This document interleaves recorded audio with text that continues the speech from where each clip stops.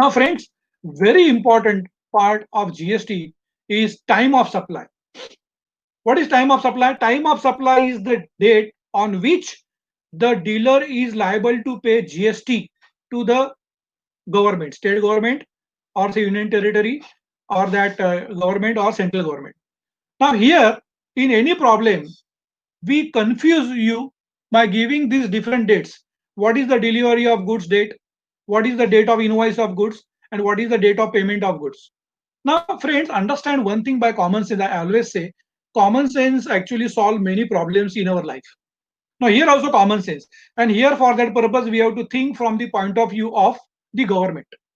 Now, understand whatever may be the date of your delivery of goods or invoice of goods and payment for goods, we are very smart because we can manipulate with these dates as per our convenience. And since we want to say pay GST to the government on a later date, a delayed payment of GST, we could do any mischievous things from our side because we think we are very smart.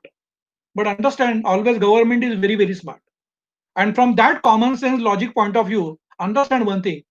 Whatever may be the date of delivery of goods, whatever may be the date of invoice of goods, or whatever may be the date of payment for goods, government is going to ask GST from the dealer from the day whichever is the earlier of all this.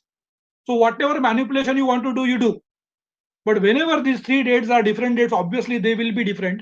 In that case, whichever date is the earlier date, the first date, that is the date we say the supply of goods or services is made.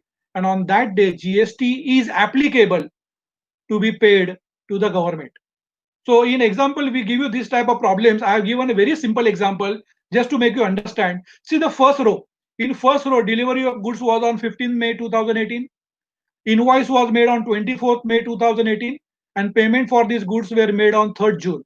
Out of these three different dates, 15th May is the earliest date. So we can say 15th May is the date on which the supply of goods and services were made by the dealer, and 15th May is the date on which GST is to be paid, or the dealer is liable to pay GST to the government, whatever GST. It could be CGST, IGST, HGST, UTGST, that we'll see.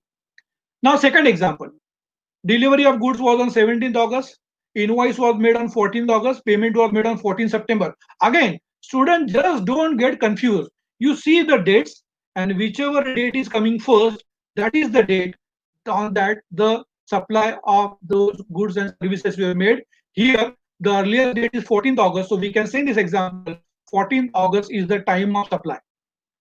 Last example, 11 September 18 was delivery of goods. Invoice was made on 18 September 2018 and payment for goods was made on 5th September. Again, all this, the earliest date is 5th September.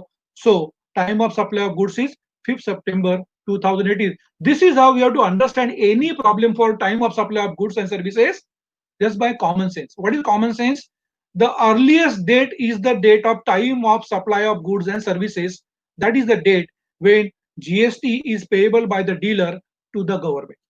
The calculation of period will start for payment for GST from government's point of view.